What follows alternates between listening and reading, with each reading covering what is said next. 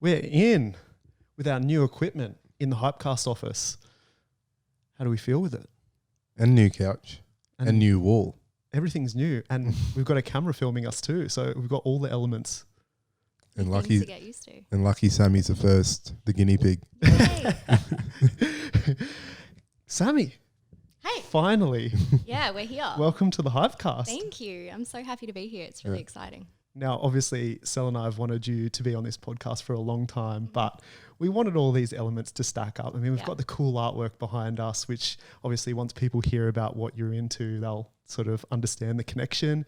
And then obviously you've got some exciting new news about a new business that you're starting, and you've also got such a good story. So it's something that I've been looking forward to for such a long time. So I'm stoked that you're here. And I haven't heard the story, so I'm stoked to listen to it. Mill knows snippets. You probably know a lot of it actually, but yeah, a lot of it's probably going to be new to you. So. Yeah, cool. Yeah. Well, I guess the background is like that. I've known Sammy for, I don't even know, probably over 15 years, I reckon. Yeah, it's been about that. So yeah. I used to work at a sandwich bar in Stocklands, Burleigh, and Sammy used to work at the Boost Juice there. And so obviously lunch breaks, I'd go up to get a boost, or she'd come down and get a sandwich or whatever. And then we'd be in the same circles. And then obviously she started dating Jesse years later, and then started to come into the gym. And then obviously we connected again and stuff like that. But Did she meet Jesse through you? No. No? So Mill and I knew each other first, and then you and Jesse met later on, I think, right, at training. And then after that, then Jesse and I met, and then we kind of came back full circle. Yeah, and awesome. came back to the gym and started training there as well. And then here we are. Yeah. On the HYPECAST couch. 15 years is a long time, man. So how old would you have been, Sammy, when you first? So it would have been just when I moved to the Gold Coast. So it was just after I turned 18. Yep. I moved here. So yeah, and I'm 30 now. So yeah, just under 15 would be about 12 years ago. Yeah, cool. Really cool. Yeah. Now, one of the reasons why I was just so excited to get you onto the HYPECAST is because I think that your story will really resonate with a ton of the listeners, and a lot of our friends that are listening to the HYPECAST as well will probably, find it really interesting and enjoy the episode and hear about your story. Because obviously when people think about Sammy, and for those who don't know Sammy is an uber talented artist. She is the owner of Sami Locke Tattoo, and now Fair Fortune Tattoo, which we'll talk a lot about, which is super exciting news. But she's a tattoo artist. She's been doing it for a long time, and people see her artwork and they think, oh, wow, she's super talented and things like that. But it starts somewhere, right? People's skills and their story starts somewhere. And Sammy's story is super inspirational, and it's something that Sel and I have talked about, and we super respect you for your story, and I'm really excited that we're sharing your story today.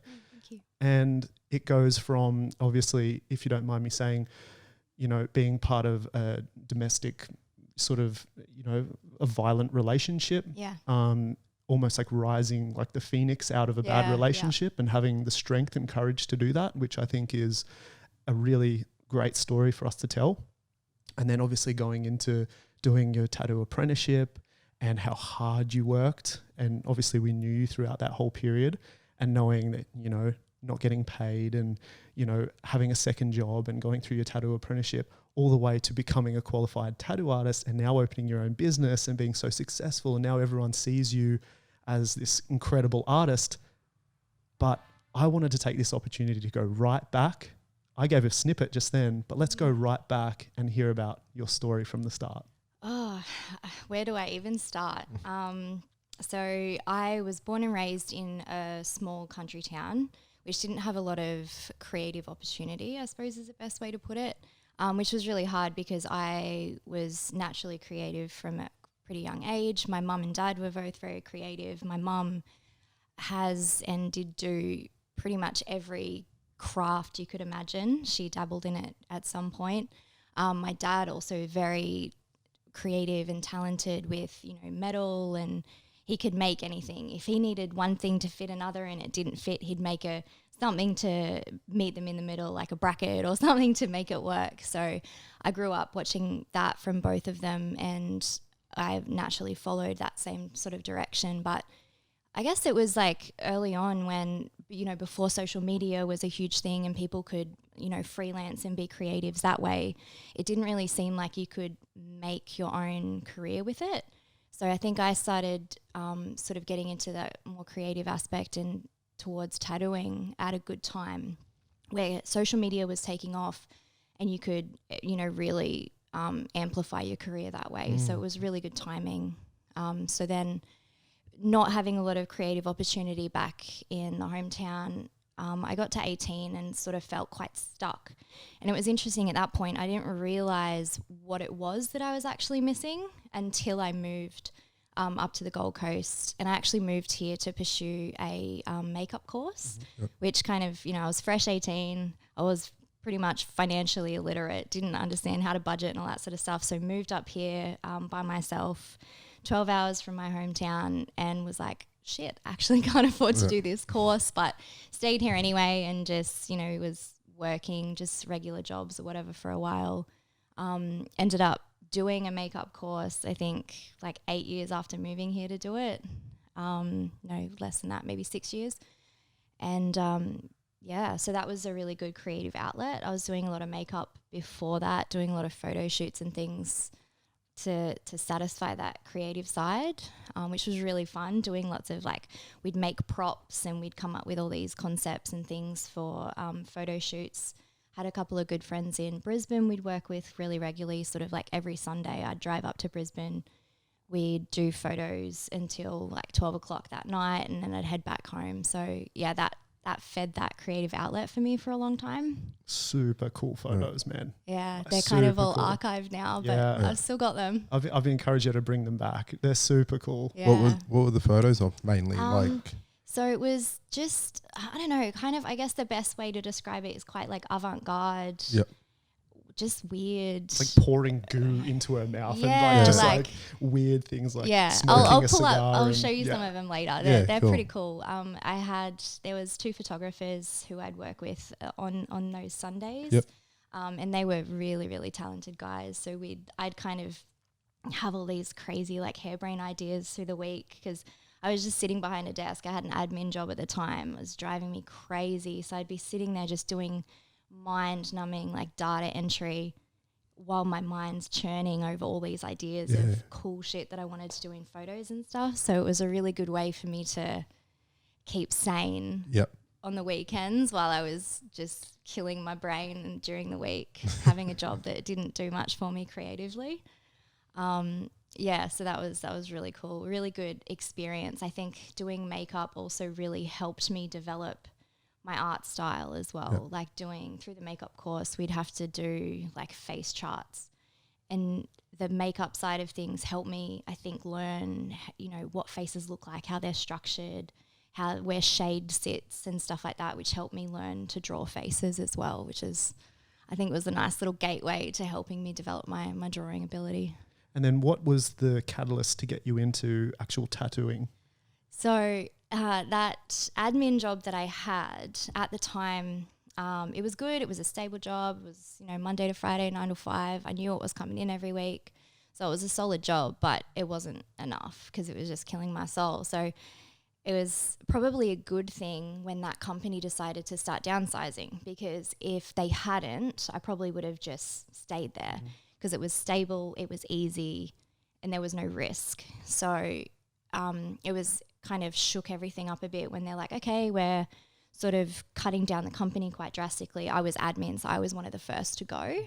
So after I found that out, I was like, I'm going to go treat myself to a tattoo. I went and got tattooed by one of my friends. And I just recently, probably a month or so before that happened, I'd started drawing a bit more. So I actually had someone say to me, like, what are you good at? Like, what can you do? And I couldn't answer. And I felt really shit that I couldn't jump back with an answer and be like, oh, here's something that I'm good at. Here's a skill that I have. And it kind of left me feeling a bit weird. And I was like, it sort of pushed me to be like, okay, I want to draw again. Yep. So I started like angry drawing, being like, I can be good at things. So I did a drawing. I think it was like a lead drawing of a model. And then from that, one of my mates at the time messaged me and was like, oh, hey, you should draw me. And I remember he and his mates were all really good at photography. So I'd seen a couple of really cool photos of him, one in particular that was like a really nice, crisp, close-up photo of him. So I was like, oh, we'll give it a go. So I drew that. And from that portrait that I did, I had another inquiry from one of my girlfriends I did the makeup course with. Her partner was doing a tattoo apprenticeship. And he messaged me and was like, do you want to do a trade? So do an art trade. He offered to do a painting for me and I would do a portrait for him. So I ended up doing a portrait of Henry Rollins, which was a really fun one. Yep. And after that, it kind of just kept going. I had another friend of mine who's a tattooer back from my hometown, said the same thing, like we'll do an art trade. So I just sort of kept drawing. And so that was that month before. So right before I lost that job, the ball was rolling with my drawing again because I sort of neglected it for a long time. And then, when I went to get tattooed by my mate, he's like, oh, I told him about how I'd lost my job. And he was like, well, I see you've been drawing. Like, why don't you try and get a tattoo apprenticeship? And he said it like it was just like, obviously that's what I should do. But for me, it hadn't clicked that was a possibility because it felt so like too good to be true, I guess. It was like, oh, I can't do that. Like that's a pipe dream. It's not going to happen. You can't make a livable career out of it, even though obviously you could because he was there doing it while he was saying that to me. So, I sort of went home thinking like, shit, maybe I could actually do this. So I was still just lost that job, so I hadn't yet found another one because I was originally like, okay, I've got a makeup diploma. I need to use that and was applying for makeup jobs and things. And I was still freelancing, doing weddings and stuff like that. So I could survive, but it wasn't like a solid, anything guaranteed. So I started being, a bit more serious about trying to get a portfolio together and different types of art and things like that. And in the meantime, I did a drawing of a girl she was from Canada, but her husband's from Brisbane. And they were really heavy in the tattoo scene. So I did this portrait of her and she shared it and was like, kind of gave a call out to Gold Coast, Brisbane and was like, someone give this girl an apprenticeship. Mm-hmm. And someone that she knew commented on it and was like, oh, we're actually looking for someone, tell her to call us. So I did. I went in and met with the guy a week later and he was like, yep, I'll give you a shot.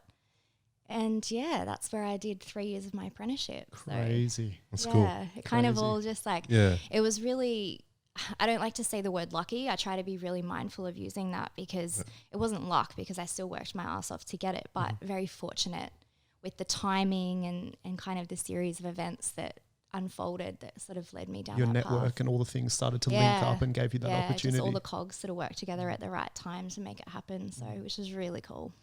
And now, this is something that, Sel and I have spoken about before is like your tattoo apprenticeship wasn't an easy ride. I mean, no, it never is. 3 years not paid?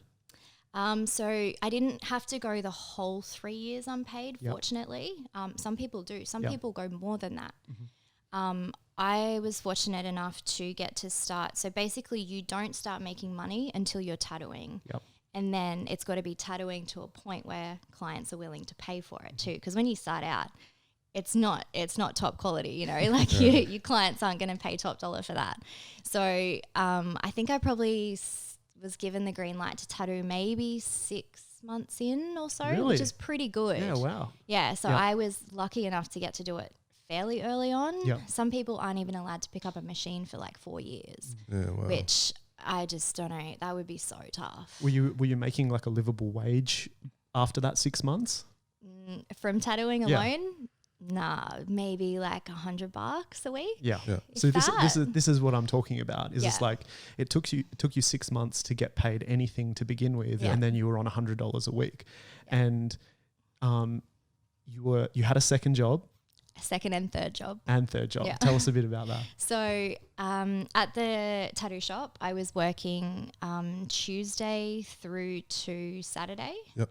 So it would be 9 a.m. until whenever the last person left. So usually about it could vary a lot, but either, around 5 p.m, sometimes 10, just depending who was there still.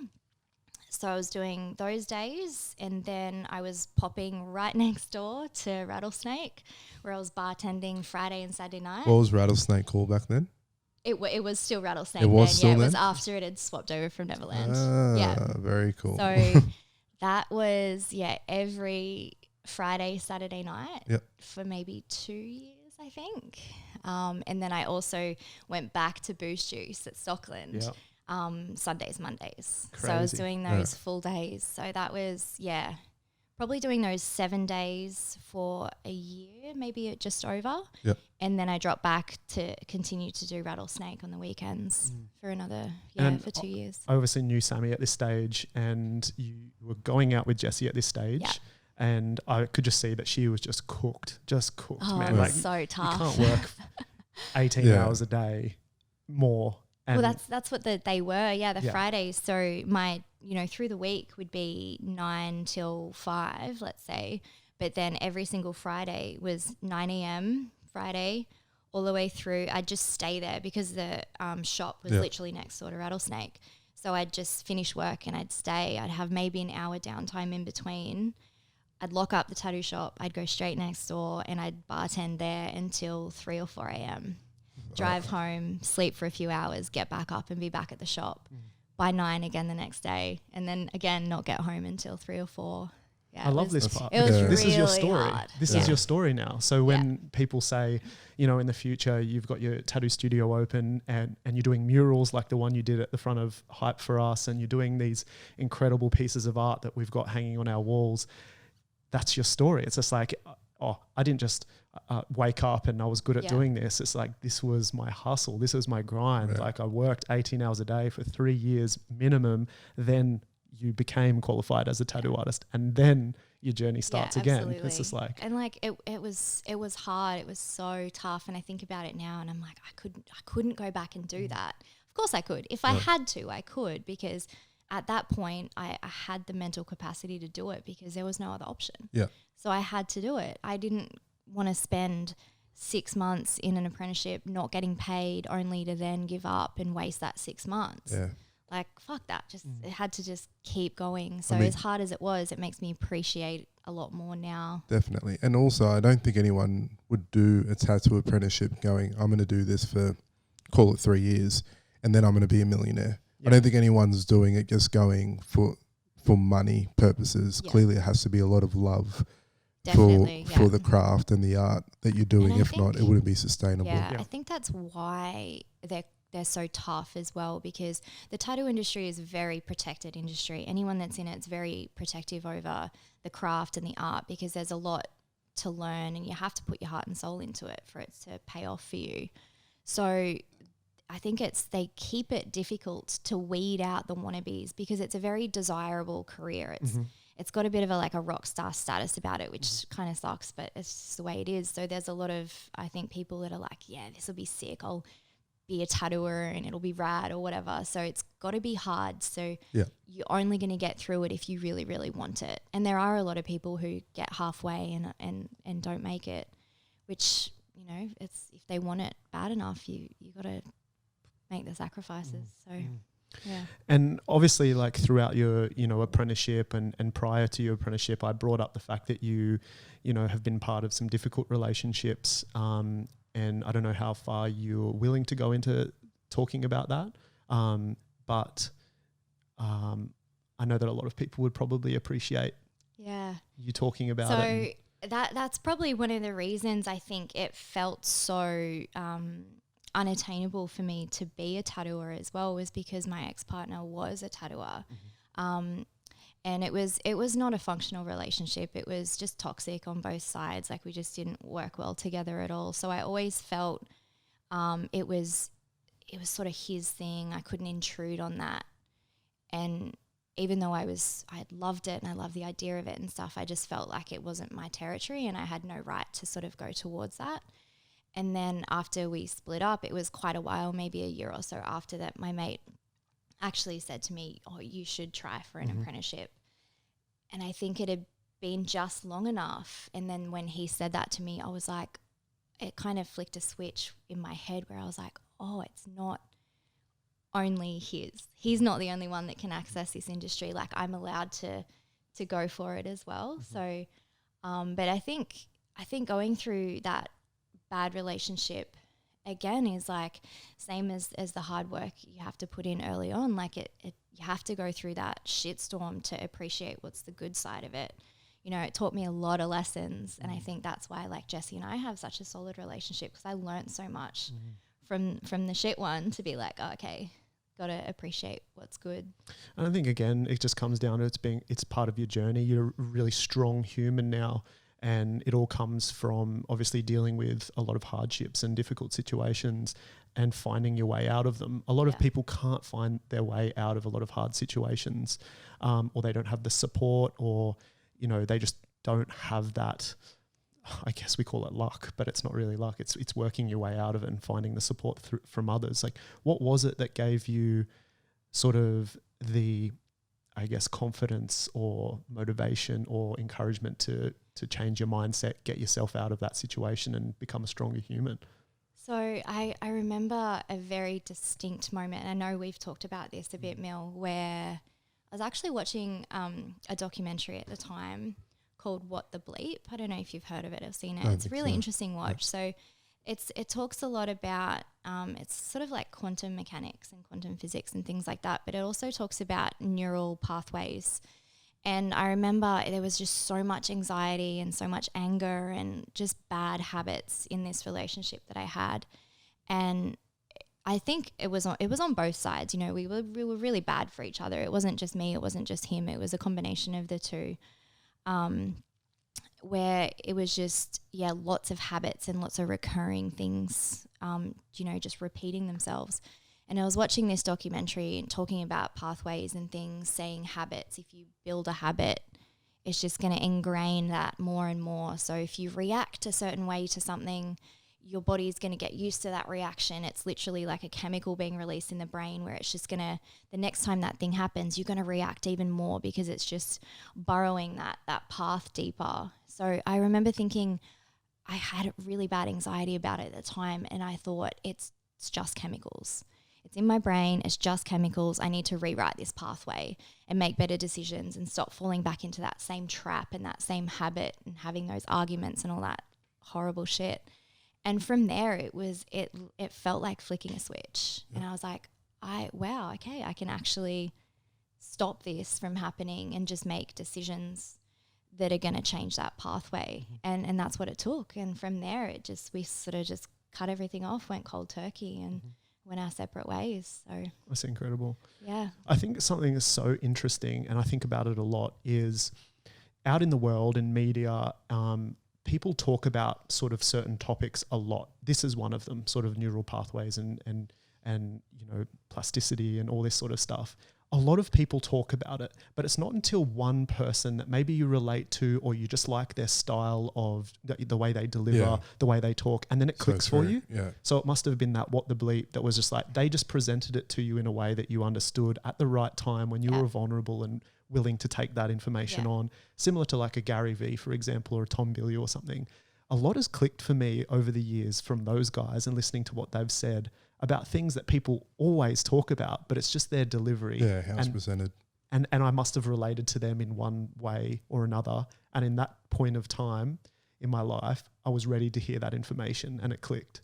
Isn't that interesting? It is. I think that's exactly what happened for me. It was this certain scene in this documentary where I think they're at a wedding or something, and it's a bit cheesy, they're acting and everything, but it's done well. So I was watching it, and there's like an argument happening with some people, and it reminded me so much of what would happen every single day in that relationship. It was just always arguments, and it would be, they even mentioned something about everything might be going okay and there's no arguments or anything happening, but your brain's still there hungry, waiting for that hit of that chemical. So it will in some way find a way to create a situation that will cause a blow up so it will get the hit. Yeah. It's just like it needs that, you know, that dump of whatever that chemical is to keep the brain happy. Mm-hmm. But once I could recognize that that's what it was happening, I could just sort of, I guess it's like quitting cigarettes or something. Yeah. You know, I just had to acknowledge the addiction, and that's what it was waiting for, and that craving, and then put a stop to it. I think I have like a mechanism where I just remove myself from situations. Like I'm like so petrified of ending up in things that will make me have a negative reaction. I can almost feel I don't even want to approach what could possibly happen. Mm-hmm. Hence, I probably haven't had that many relationships where I'm just like, that person naturally I could tell would make me volatile. So I just try to avoid all people in that manner often. Does that just come from like a strong intuition or self-awareness or something that you know that you don't click with that person? Yeah, I think it's just your gut. Because even from like a kids in the playground and just growing up, you probably over time realize there's a pattern of person you don't connect with. Like there's just certain things about someone, and it's not that they're a bad person or anything like that. It's just that personality trait doesn't work with you. I find people that are very like anxious, they're not even doing anything wrong, but them being anxious makes me anxious, so I avoid being around those people. I just I like to be as comfortable in a space, and if I see someone being super anxious and worrying and like reacting to things that don't need to be reacted to, I'm just like, oh, this energy is now like gravitating towards me, so I'll just move. Yeah. I actually had a bit of like I have the same thing. I completely relate to you.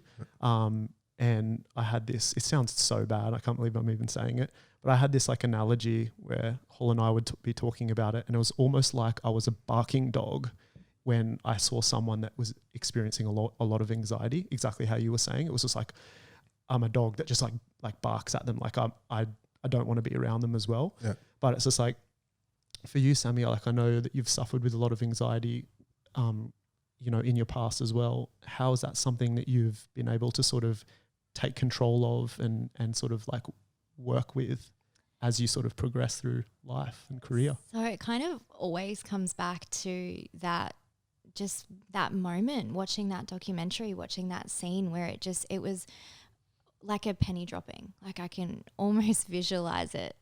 It just was that pinpoint moment where I realized it's chemicals.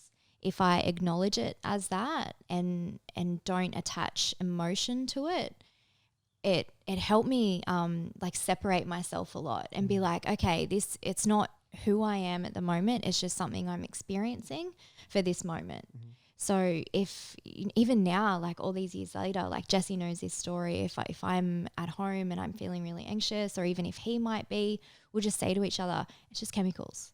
It's just chemicals. Write it out. And that's your kind little of safe word. It comforts both of us, because we're like, oh, okay, yeah. Like it reminds us to detach from the emotion, and just, even if, you know, you're not instantly going to feel better, but you can sit with it for that moment and just be like, cool, we just got to write it out. It's just chemicals. It doesn't define us. It's just this little thing that's happening at the moment, and it'll be over in a minute. And I think that has really helped to rewrite those like neural pathways. So instead of like just bulldozing through that same path and going deeper and just ingraining it more and more, it's sort of taking a step back and just sidestepping to another path that's different and much more productive. How did you approach obviously the issue with your partner? Did you just approach it head on, or do you approach like an issue like that head on, where you just say Now? Then and now? Then absolutely not. It would have been, I didn't even know, it would have just been a huge collision and there was no communication. But now definitely it's more of a, Jesse and I sort of discuss things in that sort of way a lot, where we break it down and try to take emotion out of it, and it works a lot better. Let's give some love to Jesse, because we're talking about this Jesse character, but for everyone who knows Jesse is our business partner in Combat Training Center, and just a good friend for a long time. And we'll get him on the podcast one day as well. One thing that you said, I loved how you kind of had that safe word or that comfort word, how you just sort of said, it's just chemicals. I think that's really important. I think a lot of people could probably use that advice and take that tool that you've just given and use it in their lives when they're feeling a bit of anxiety or experiencing some anxiety, just saying, hey, it's just chemicals. The one other thing that you spoke about, which I loved, was talking about sort of having a little bit of an out-of-body experience, or maybe like detaching yourself from your own body and looking back into your body and saying, or looking back at yourself and saying like, are these emotions and reactions and feelings warranted? Do I need to have them? And sort of like removing yourself from your emotions and thinking back as to why you're having them, and maybe sort of like rewiring your thought process. Something that I used to say all the time. So my sort of comfort words were, I'll never get anxious or stressed about anything I can't control, but I will, do everything I can with everything that I can control. And I think that was a lot of comfort for me, because if something wrong happened and it was just completely out of my control, I wouldn't allow myself to feel emotional about it or anxious about it or anything like that, because it's out of my control. So I'm in control of that. So that was always my sort of comfort sort of process, I guess. And I've used it since then. So I don't feel like I get anxious. But there is something that I've been thinking about recently. I don't feel anxious outwardly, but I wonder if your body feels anxious, like your nerves and all those sorts of things. And maybe it's a different reaction for different people. Because I think it could be. I guess it depends what it would be very situational, the types, and that's the same thing for me. Like I get different types of anxiety as well. Like sometimes I'll be anxious over something and I'll be very aware of what that thing is. Like, something is not going the way I want to, and it's stressing me out, so I'm really well aware of it. And then other times it'll be only physical anxiety, where I'll be sitting there and I'll be like, fuck, I feel really anxious, really edgy, and I can't pick why. But I think the method is the same thing for either type of anxiety, is just chemicals. Same thing, just write it out. And like you said, whether you can have control of that situation that's causing you the anxiety is a big factor, because then you can just, if there's nothing you can do, there's nothing you can do. It really all just does come down to sort of like the way you think about things, hey, because it's like you could have this opportunity at work, or there could be an issue at work, and one person will call it pressure and say, this is good. I'm using this as pressure and this is fuel now. One person will say that it's stress, it's stressful. One person will say, oh, this makes me anxious, but it's the same situation. It's just how they've perceived that situation, or how they've consumed it, or whatever their thought process is. So it's the same situation. It's probably giving you the exact same, presenting the same problems and things like that, but your mind is understanding it in different ways. The perspective is really important. I think I actually had to catch myself doing that the other day, going through all the paperwork and the forms and everything for the lease, which is just not my thing. I'm not built for that. My mind's not built for it. And I kept saying that to myself. I was like, this is so shit. Like, I'm so bad at this. I'm so bad at it. And then I went to sit down and do it again. And I was like, okay, instead of saying I'm so bad at it, I'm going to say it's an opportunity for me to learn and be better at it. So I sat down with a lot more patience and read through, that whole 10-page, legal agreement or whatever it was, and got through it with a lot less stress than I had been trying to, because it's almost like I'm trying to feed this and become this like self-fulfilling prophecy, which I think is a lot of people do the same thing. Like they'll decide that they're not good at something, or that they don't like something, or they'll just make some sort of decision about themselves that they might not be really true, but because they've told it to themselves, they end up being that thing that they've decided on. Do you know what I mean? Like they become a self-fulfilling prophecy. Are you generally aware of like your self-talk? And are you conscious? Yeah, I try to be. I definitely have moments where it slips, but I try to catch it and rein it back in as quick as I can, which is what happened in that moment a few days ago. I reckon it's the most important thing for someone's own self-confidence and esteem. Like what do you tell yourself? And I don't usually have too many negative thoughts, but if I do have one, I usually put it down to me not being prepared for something, as in I haven't done whatever I needed to do beforehand, and I'm at this moment and I'm having a negative thought, and it's because I didn't plan, I didn't do something, so I kind of put it down to that and say, the next time I feel like this, I'll make sure I've done the background work to ensure that I don't feel like this. But generally speaking, I think a lot of people just beat themselves up they don't need to. It's just like a loop mechanism that they get themselves stuck into, and sometimes it's not their fault. It's just maybe they haven't been told enough from a young age how strong, or in some cases beautiful or smart, or whatever it is they're struggling with. So it's just created this mechanism that they can't get out of. But I think it can be broken by anyone at any stage. Do you know what I think the trick is? I think the trick is knowing that it's possible to break it. Yeah. Right? It's possible to mold a different thought process or have a different reaction to things. I think the moment that people think emotions or reactions or thought processes or whatever, anything to do with the brain is set in stone, they're fucked. The moment that they realize that everything is changeable, and you know how we were talking about business and how we were saying everything is negotiable. Yeah. It's just like, just because something's written on the paper doesn't mean you can't cross it out and write something different. Everything is negotiable, and everything in your brain is changeable. And I think that that's also a really powerful thing too, because someone right now listening to this going, fuck yeah, I do a lot of negative self-talk. But we're saying and we're telling you and we're giving you permission to realize you can change that now, and you just switch it and you start talking to yourself positively. Yeah.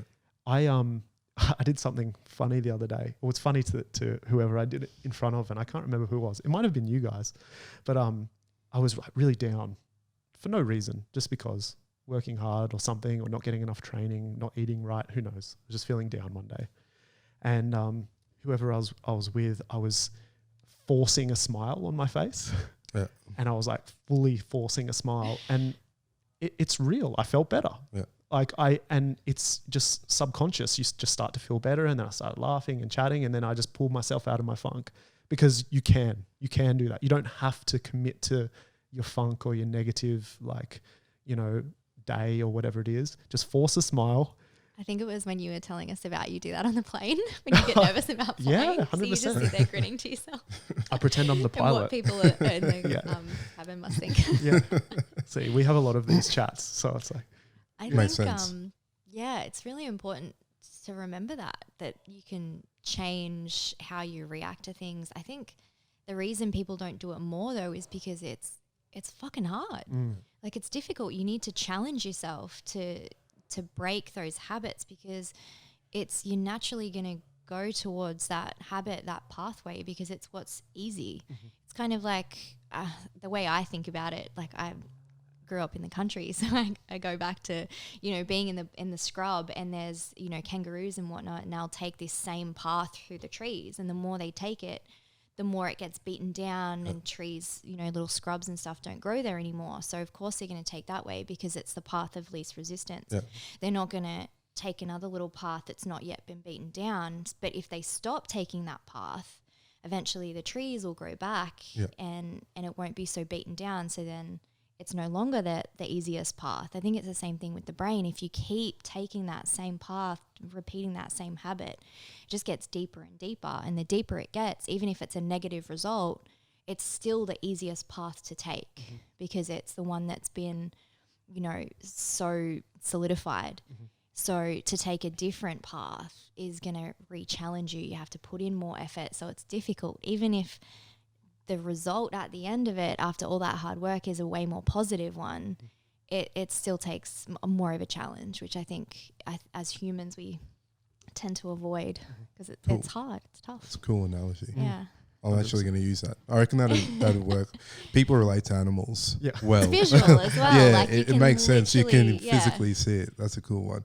Just to change tax a bit, because I know the last podcast me and Mil did was almost around all the injustice per se going on in the world right now with the Black Lives Matter movement. Everyone's fully aware of that type of stuff. But just obviously I see you at the gym a lot. And for those that don't know and just listening the first time, our gym's a combat gym. So it's a martial arts gym, which would be heavily dominated by males.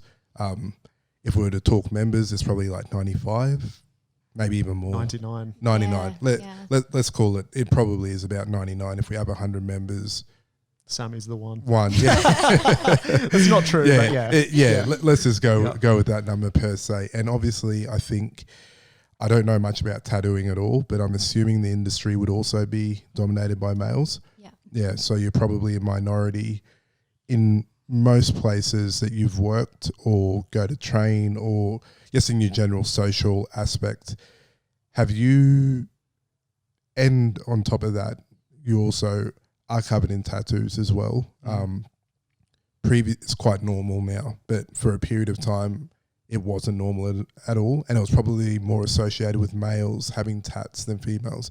Have you suffered any stereotypes Definitely. in these places? Absolutely. Yeah. At the gym, not as much. Yeah, of course. Probably as well, less so. I think. Yeah.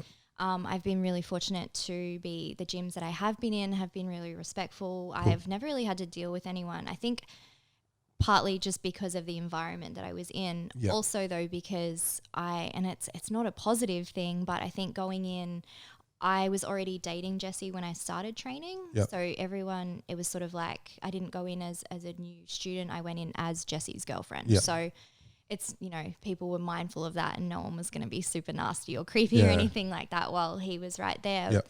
Which, like I said, it's not a positive thing. I want people to respect me for who you are. Yeah, not because of who I'm dating or whatever. But so the gym side's been great. I've never had to experience anything, negative there. With tattooing though, for sure. Yeah. So I would say I'd actually be really interested to know numbers, the percentage of men to women in tattooing. It's definitely evened out a lot more, I'd say maybe in the last 10 years or so, with all the introduction of licensing and, outlawing bikies and stuff like that. It sort of gave way for a lot more artists to join the industry, whereas before it was just the bikies would own the shops, they would be the ones doing their tattoos. It was the same sort of tats that were happening and stuff like that, whereas now it's stopped a lot of the bikies owning the studios and things, and it's allowing people like me who want to have a private space for it, who just want to have a small shop that's safe and open to people. So it's definitely evened out, and I think I got in at a good time where the licensing started the same year I actually got my apprenticeship, so it was all at the same time. So but with the, female sort of perception, I guess, I've had someone come into the shop, and I was sitting right at the front desk. So, and one of my workmates was next to me. So he literally had to walk past me to get to my workmate, who was a male workmate. When he walked in, my workmate was painting, so he was focused on something else. So I sort of looked up and greeted the guy. He looked at me, walked straight past me, and started asking questions to my male coworker, and I was so angry. And my workmate could tell, so he instantly was just like, oh, hey man, I don't really know much about it. He knew everything. He's a professional tattooer. He knew what was up, but he knew that I was upset by it, so he just took a step back and put the light back onto me and was like, you're gonna have to ask her. So this guy, he came in not wanting a tattoo. He came in being like, oh hey, I want to get into tattooing as a hobby, like what do you think?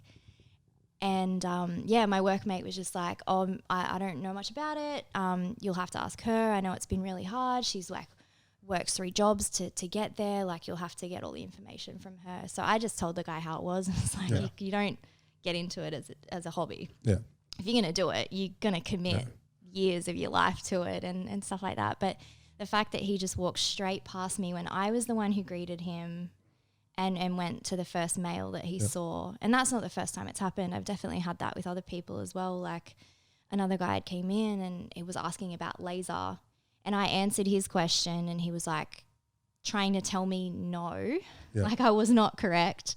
And one of my other workmates, a different guy, was up the back, and he could sort of hear what was going on, and he sort of yelled out to back me up and was like, no, that what she's saying is right. And then the guy just flipped and was like, oh okay, yeah, you reckon like that's what I should do? But speaking to him when he was all the way down the back, just repeating exactly what I just said. A few other moments where people have, come in, I've been at the front counter or whatever, and they'd be like, oh, I want to get a tattoo. Is there like a tattooer here I can talk to? Like, yeah, hey, I'm here. Just sort of assuming that the receptionist or whatever, which I guess is like kind of an easy mistake to make. but definitely a bad habit that people have, and something that I've probably done before, which I'm really trying to make a conscious effort to not do. Yeah, it's definitely in everything. Yeah. It's not male, female, black, white. People draw stereotypes. Yeah, absolutely. Doesn't matter what you do. I think I'm hopeful at the moment the light is just being shone on black people, and I'm a black person, so I get hit up a lot about it. But then I don't know whether it's transferring to people thinking about other people. Has to, definitely. I would hope so. Definitely has to. Because I think about it all the time, and even though the light's being shone on me or people of my colour and stuff like that, I think, man, I personally don't think I've had it bad at all. But then I think, man, females have had it super rough. And then I think about people with disability have had it like this. And I think about, there's just so many different, I guess, walks of life that have had their own issues. It's often not talked about. I think females have had like a period where there'd been like a movement, and then people are just being like, oh, almost like they had their moment of their movement, and they've got International Women's Day. What more do they want? Kind of like just like leave it at that. But it's still the same stuff still occurs today with a lot of things that I'm hoping gets better. I think it's definitely same as all the issues going on right now. It's just like such a deep, historical, deep woven issue that is unwinding itself over time, but it's going to take a long time. Women a long time ago were positioned as one thing and males were positioned as another, and we've come a long way since that time. But I think similar to what we were talking about, Sel, I love the people who just remove themselves from that whole issue. So same with Sami. It's just like, she's not becoming a victim. She's not, positioning herself as a victim in any way. She's gone out there. She's earned her keep. She's done her apprenticeship. She's spent her time being a tattoo artist, and now she's opening her own shop and she's doing her own thing. She's built her audience. She's built her social media. She's built her following. No one's telling her she can't do shit. Yeah. The only person that would tell her she can't do anything is herself. So that's why I love having these chats with obviously people like you, because you're not falling into that victim mentality, whether you're whatever you are, you know what I mean? Male, female, black, white, whatever color, it doesn't matter. We're all the same. We all have the same. Now I'm getting down a dark place here. Yeah, where I'm like, we've all got the same opportunities. I know some people have it harder than others, and we're not really going down that conversation. But that's what we're here talking about. The fact that you are, going out there and creating your own life and not letting anyone sort of stop you from doing that. Yeah, I think it's there's definitely a lot of issue with what you were saying, Sel, with like marginalized people. Yeah. I've done a lot of reading and trying to learn as much as I can, and I've definitely taken on a lot of feminist opinions and beliefs, because when I first started tattooing, I didn't really know anything about it, and feminists still had that such a taboo attached to it. People think to be a feminist means you are an angry man hater, and that's not what it's about at all. Yeah. It's just about wanting more for women is not trying to take away from men and other genders. It's the same, with Black Lives Matter versus All Lives Matter. Like, it's not pie. Yeah. Giving more to one group of people does not take away from a group of others. Mm-hmm. And it's such an issue with so many things. We had, I've been really proud to be part of a charity called Not Just a Girl, which is organised by a group of female tattooers. And we did 2 of those, which were flash days. So basically we had a bunch of female tattooers all get together in one studio.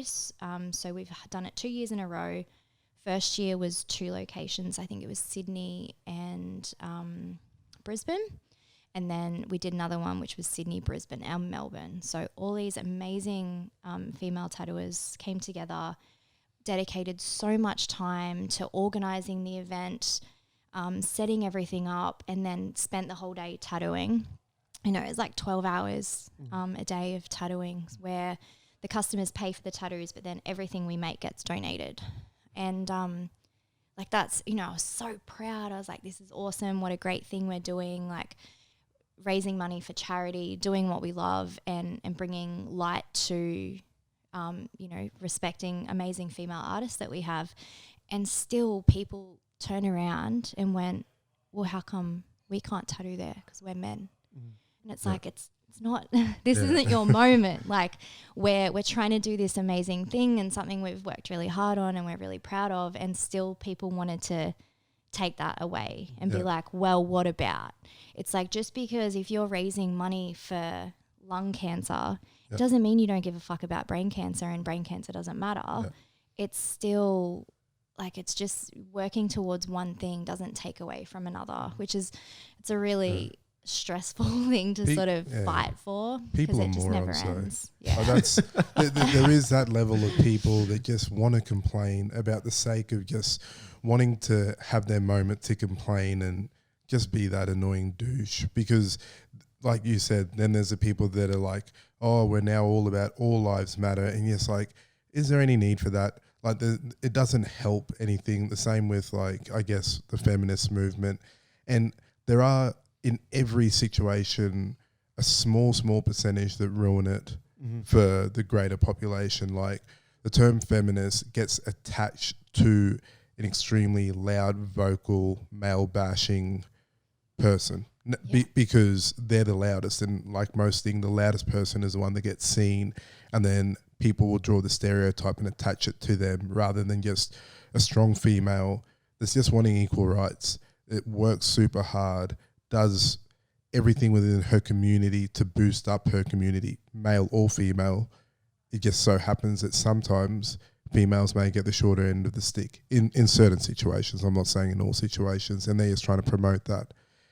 It's just, I just can only assume that will continue forever, that you'll always get a bad bunch of people no matter what, just trying to drag things down. As long as there's more people pushing things forward, I guess that's all we can really ask for.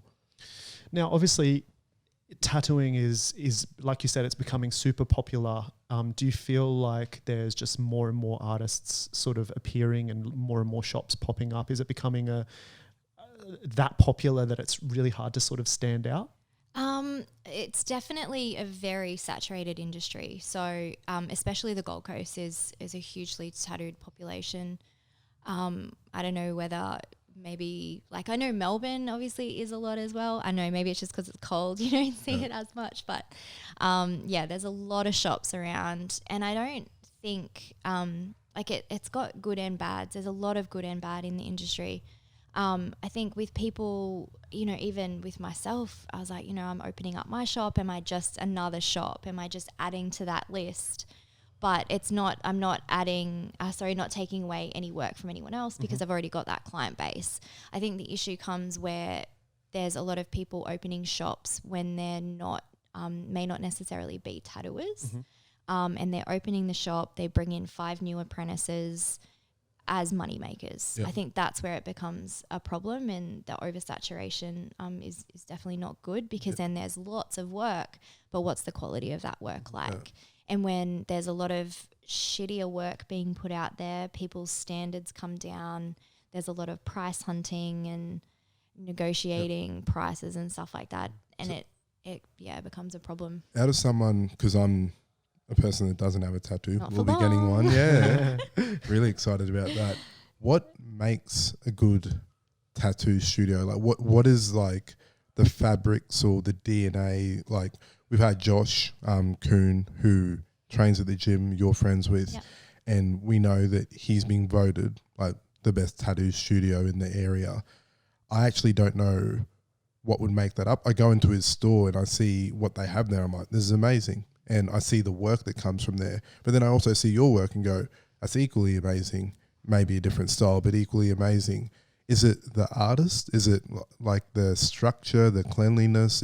It's kind of all of the above. Yep. So a good shop, and it also depends who you talk to. So for me, a good shop obviously has to look beautiful, needs to be filled with art. I wasn't really big on you might not know, all the old flash racks. So you'd walk into a shop and there'd be just a stand with racks and racks of designs, and you'd Okay. point Yep. and shoot pretty much. So you'd pick one off the wall and that would be it. Whereas now it's changed a little bit. Some shops still have that, and it is a classic thing, but some shops now you go in and it's just art everywhere. That every inch of the wall is covered in it. For me, that's what I prefer. That's, the shop that I've worked at for the last 4 years is like that, and it's beautiful. People, it inspires me as an artist, and then also customers that come in, they have plenty to look at. If they're not sure what they want when they come in, they can get ideas, and to me it feels right. That's what a shop should look like. Yep. Cleanliness is huge. That's Yeah. number one, of course. When it comes to tattooing, it's opening skin, so there's risk of infection. So Yeah. definitely cleanliness is a Yeah. top priority. I think safety as well is a huge thing. Tattooing is it's quite an intimate and intimidating thing. Yep. It leaves you very vulnerable to pain. Depending where you're getting tattooed, you can feel vulnerable. If it's in an area that, might be more private area. So I think it's really important to make clients feel comfortable, accepted, and just make it the best experience you can for them, because they attach, you'll have that tattoo, it's just, a little picture, whatever, but that experience stays with them forever. Yeah. I've spoken to a few people who, they've come in and I've tattooed them, and I've seen a tattoo on them and was like, oh, that's really cool. Who did that?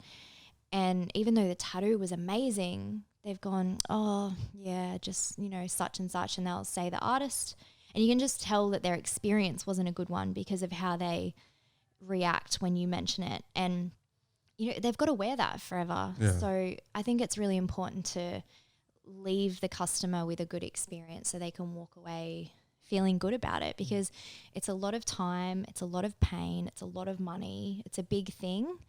And to have a shit experience is really bad. So I think that's important. Something that we were talking about before is how saturated the industry has become, and I know how long you're booked out for all the time.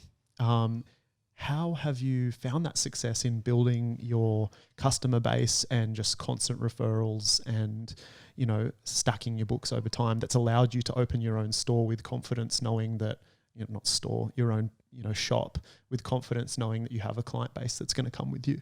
So I think as far as my style goes, it's quite a, niche style. There's not that, there's definitely people who do some, similar sort of stuff.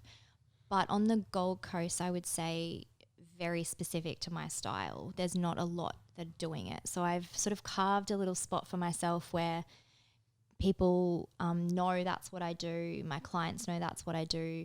They recommend their friends. It's a lot of word of mouth, and social media is huge for me to be able to do that. It wasn't always like that. Say, 15 years ago, maybe a little bit more, you'd have to, before the rise of socials, you would, if you wanted to see a tattoo artist's work, you'd have to drive to the shop they worked at and flip through a photo album. It was a lot harder to find portfolios and things online, whereas now I have that, which has been so great. It's got negatives as well, of course, but to have my work so accessible to people at the click of a button on the other side of the world has been a big deal. And so there's that part of it, but then there's also when I do have my clients come in, making them feel comfortable.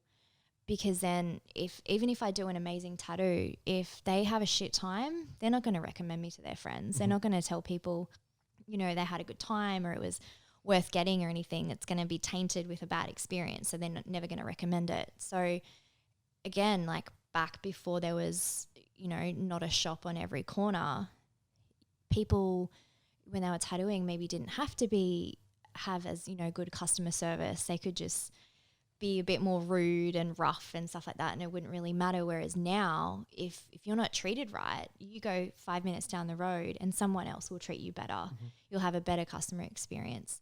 So to me, that's really important, making sure that my clients feel comfortable, feel safe. Again, because there was quite a high percentage of male tattooers, and unfortunately there's been a lot of female clients who have had bad experiences with that, you know, inappropriate experiences, and that really upsets me. So I like knowing that I can create a comfortable space for clients to come in where they feel safe and know they're going to get taken care of. Tell us about the experience that you've had setting up your new shop, and what gave you the confidence to finally say, all right, now's the time.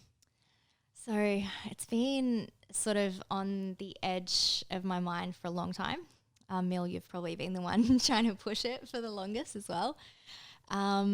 It just, I guess because I've got such an amazing client base, so the work is there. You know, it's not like I need to build a business from the ground up and then hope that the work's going to come. Like, the work's there ready. It doesn't matter where I am. It's just, you know, they're coming for the work that I do, not for the place. So it's been a hard time just because there's a lot to get organized. There's a lot of parts. You know, I have all the lease parts, and then there's the licensing parts and things like that. And we're very nearly there. So I haven't actually announced anything yet. So by the time you guys post the pod, hopefully we'll be ready and we'll have made that announcement, which I'm really excited for. So it's, I guess, a couple of weeks away from being ready, and I can't wait to get back in and start tattooing again. This has been the longest I've ever gone without tattooing. So I'm definitely missing it. It's awesome, but it's cool because obviously it's the COVID pandemic has just been happening, and it's forced you to, because tattoo artists have had to close down, and it's forced you to find other ways to obviously make money and survive. And you've used your art as a vehicle to do that, which I think has just been the most incredible thing. And it's something that, Sel, for your info as well, something that Sami and I have been talking about a lot in terms of the business is, you know, obviously her main service is tattooing, but look at the amazing art that's all over our walls, and obviously the mural that's at the front of our office. All of this has come from her ability and skills that she's developed over time. Now she has different income streams or revenue streams that she's just opened up, and I think that's kind of opened your eyes a little bit more about what's possible for you. Yeah, definitely. Outside of just obviously tattooing. I think it was really interesting actually when doing the mural here, as well as a couple of my paintings that you've now got prints of. I think when you are in tattooing, you're in deep, like you kind of have to be, and it just is all consuming. So it was quite hard for me anyway to switch that thinking and being like, okay, I can work with a different medium. It was almost like I was like boxing myself into, that's what I had to do. It had to be that medium. It had to be that style.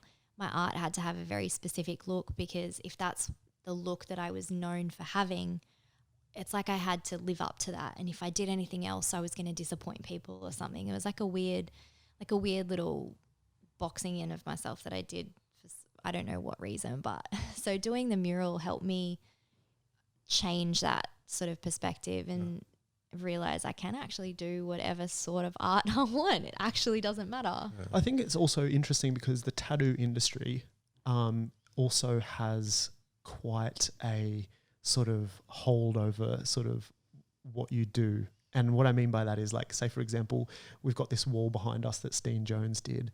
And, you know, when Steen was here, you were here and you guys were talking, and how he was speaking about how much he was shunned by the tattoo community about going out and doing murals like this.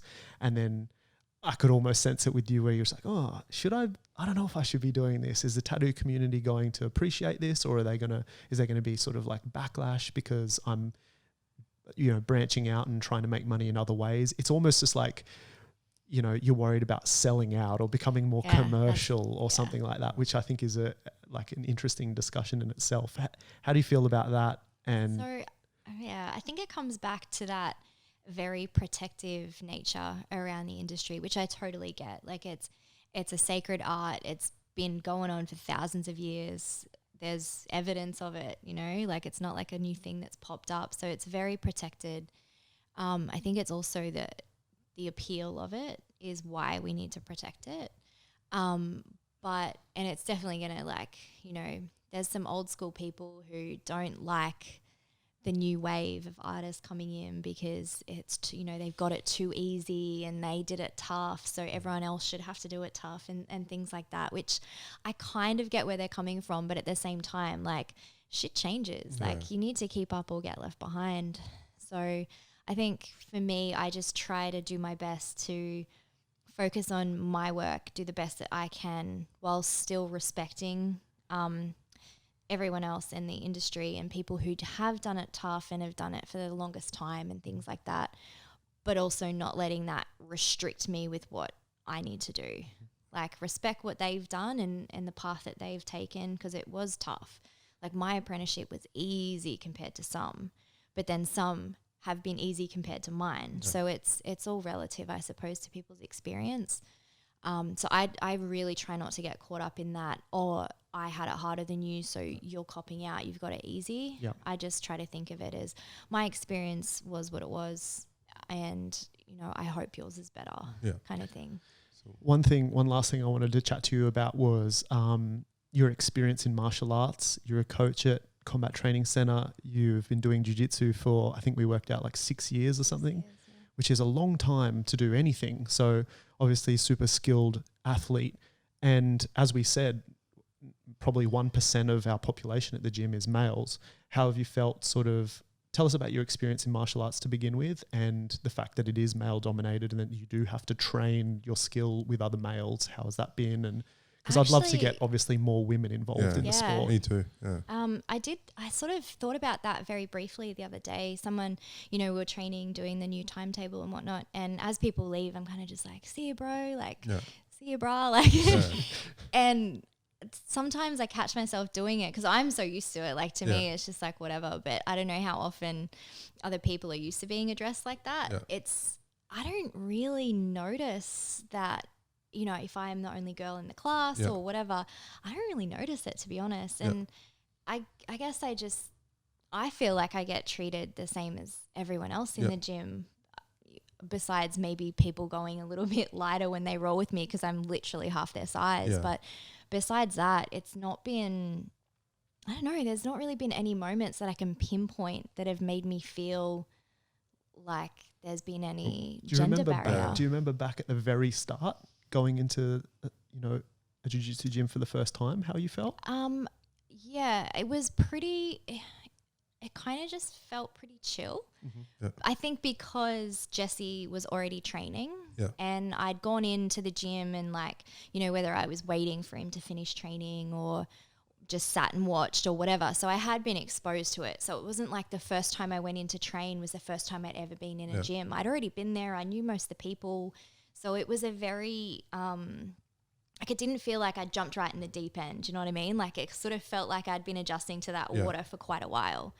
I do remember, though, at the exact moment I decided to start training, Jesse had been trying to sort of push me towards it for a while, and not heavily. Like, he wasn't like, come on, you have to do it. He was just like, oh, what do you reckon? Like, would you give it a go? And I was, nah, not really. Like, it's a full contact sport. That's not really my thing. And then we went to Japan and we were at Arbe's gym training at ASCC, or he was, sorry. And there was a girl there, Ella, and she was from the UK and she'd gone over to Arbe's. She was training there because she had a fight, I think, that week. So at the end of that week, she had a fight. And she was maybe 50 kilos and she was a purple belt. And I just remember seeing her put her gi on, walk on the mat, and just fucking blitz people. And I remember thinking, how cool is that? She's this tiny human and she just destroyed everyone. Yeah. And I was like, oh my God, I want to do this. This is amazing. And we came back and I did my first class. I think the day we got home, we got off the flight at 6 o'clock in the morning and we went to training at 6 p.m. and I loved it from there. And that's dope. Yeah. Do you think that other females should get into it? Yeah, absolutely.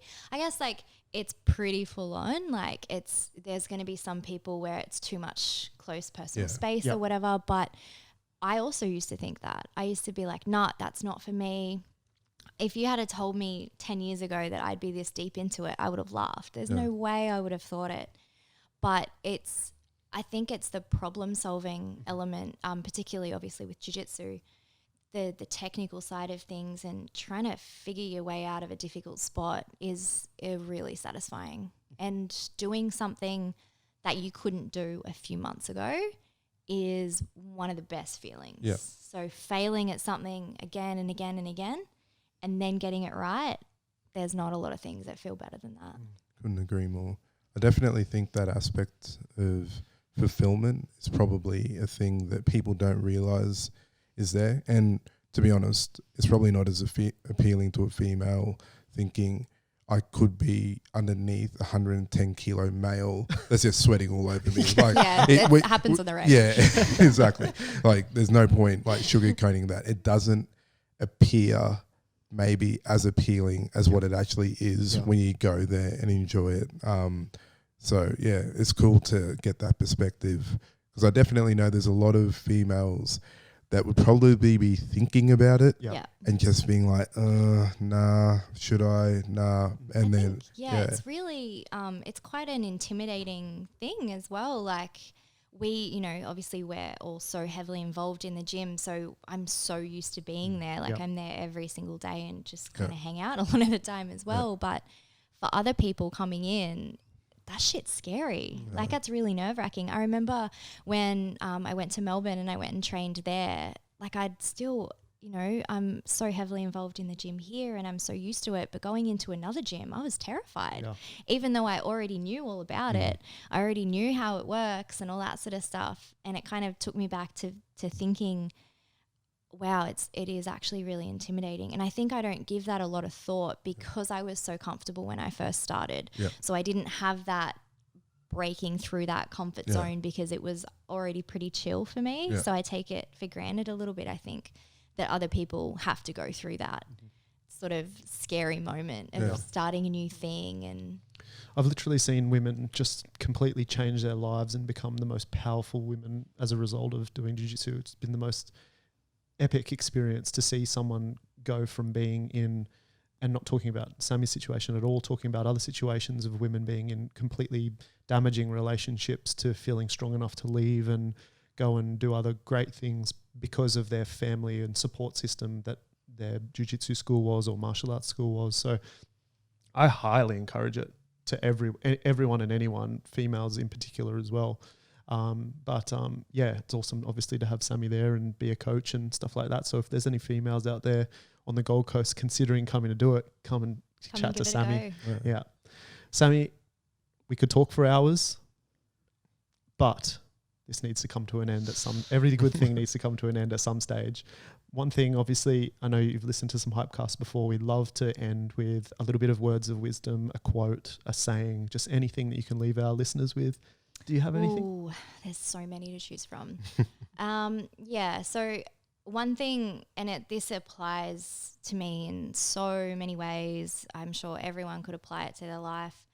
Something I read once which caught me at a really good time when I was beating myself up a lot with, I think, mostly gym stuff. Like I'd go in and I'd try to train, but I wasn't getting, you know, where I wanted to be. And I read this quote that said, you cannot be disappointed with the results you don't get from the work you don't put in. And that just like struck with me a lot, because I wasn't training the way I should have to get the results I was expecting. So I was expecting to improve my jiu-jitsu so much, or, you know, get results with a certain body composition, but I wasn't putting in the work to get there. So when I caught myself being disappointed for that, I had to stop and think, am I doing all of the things I need to get that result? And if I'm not, I have no right to be disappointed. And I think it can be the same principle with everything in life. So for me, with training, with tattooing, with, you know, personal development, whatever it is, if you're not putting in the work it's going to take to get to that point, then you can't be sad when you don't reach that point. That's dope. I think we can resonate with that. Yeah, all of us can resonate with that. We're super, super excited to see you open your studio. And we will post about it and make sure everyone in our network obviously knows about it. And just wish you all the best. And thanks so much. Have another chat sometime in the future. Yeah, for sure. Awesome. See you at the gym. Thanks, guys. Yeah.